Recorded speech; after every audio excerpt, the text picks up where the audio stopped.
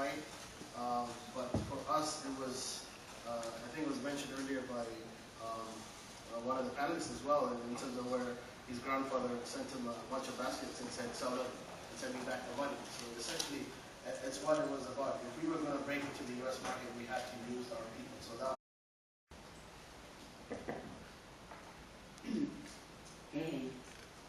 Good afternoon. I'm very glad to be here. First, because it's a great opportunity really to share with you what we are doing in Chile with our very reduced diaspora, but very high qualified too. And for me, it's very meaningful to be here because I am one of the ones that lived here that went back to the country. I lived here for 8 years, and I worked at Brookings Institution, and I studied at Georgetown. But at some point, my husband and me, we had to decide. We went back to our country. We have 3 kids, and we decided to go back. I still don't know if we did well. Okay, we really love this country and this city, and I have one of my children is living in California now. Well, after this introduction, I want to be very brief because I know that this is before lunch and it's been a long morning. Okay. First, I'm going to explain a little bit about the Chilean economy because not all the people know that Chile is a country. You know, we did a study, and 60% of the population in the U.S. didn't know that Chile was a country. They knew because of the mining accident. Okay, now everybody knows, and when I say I'm from Chile, they know all miners. Okay, but so it's very important to know. It's a small country.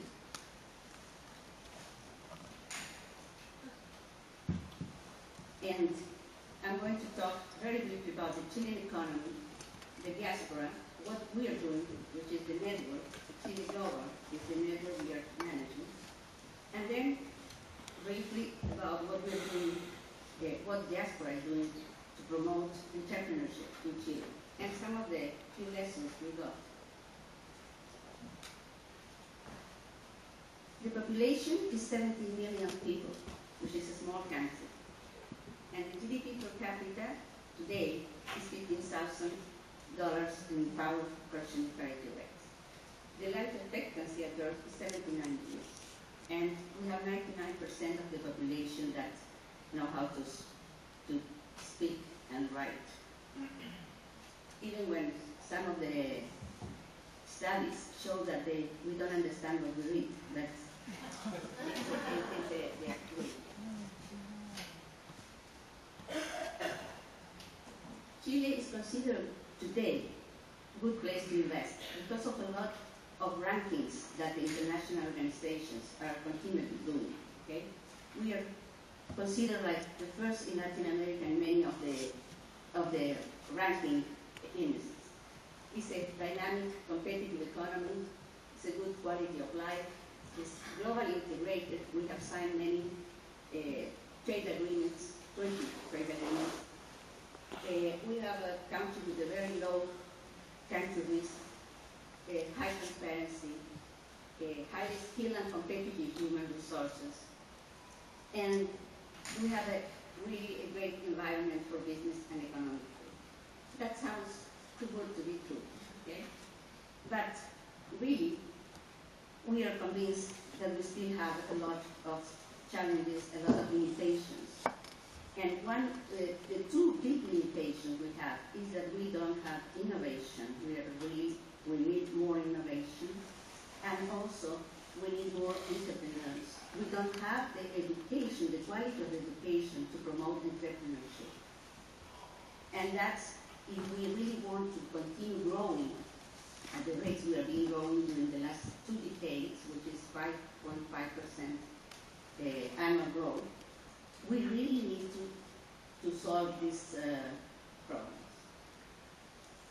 So the government has focused today in making Chile an innovation and commercialization hub in Latin America. They call it Latin Hub.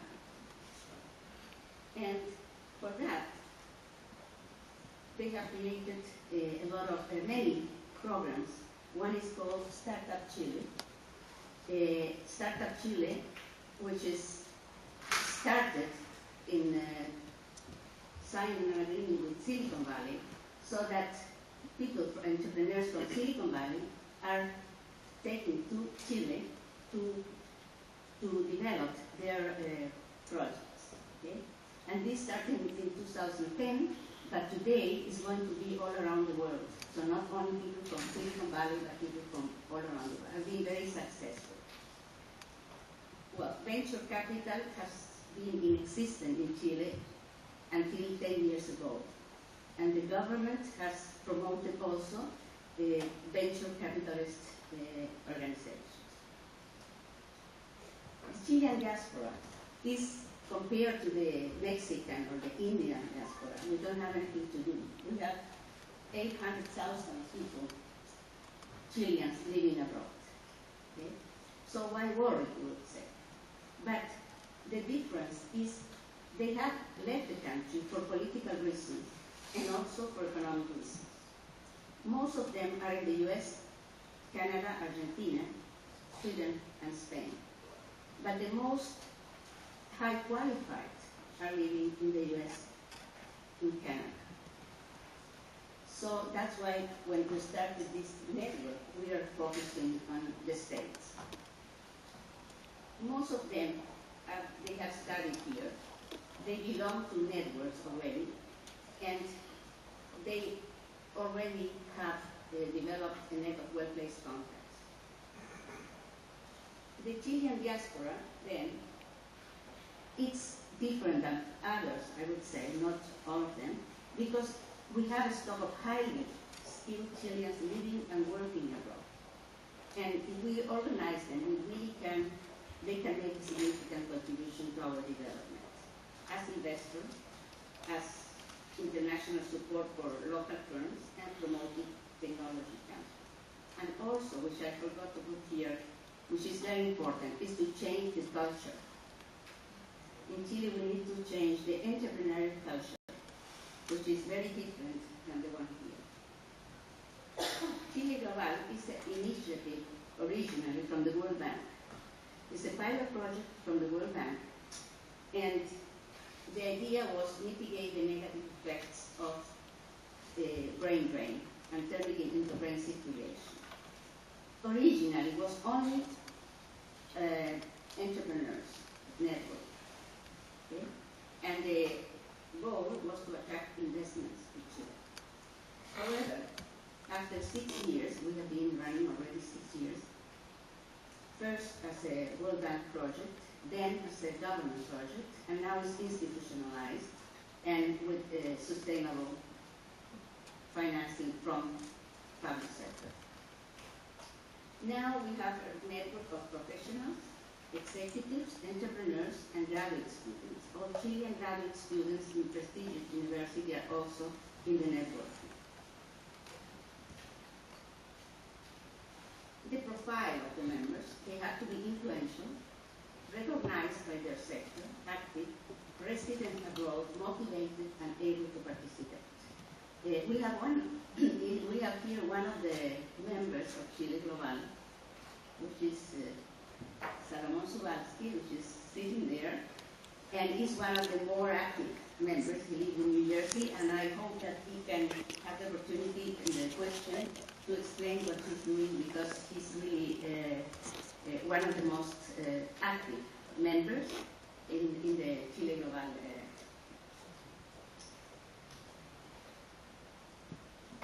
We have 3 focus areas, and I have to explain that everything that we do, everything is proposed by the members. We don't sit in Santiago and decide what we're going to do, but we have meetings with them, and also, conference, and they propose what they really want to do, how they like to be connected to Chile and what kind of activities they want to do. That depends on their profiles, their interests. And we have three. Human capital development. They think that Chile is still not prepared, to have really to continue growing if we don't do something with the human capital. So they propose to have an internship program where the people, the entrepreneurs that own a company, like Suarez here, they give some space in their enterprises for Chilean students to work there. And this is all financed by the members, okay, which I think is great. And he already has taken more than 40, I think, students, and has been very successful for the students. Then we have business development and support of public policies. In business development, we make contacts between the people that are in the diaspora and local entrepreneurs, and also we have contacts with the people in the government sector or in the private sector. Where are the members? We have members in Argentina, Brazil, Mexico, US, Canada, Sweden, Spain, China, and Australia. And we are not talking about millions or what, but we have, in China we have, for example, 10.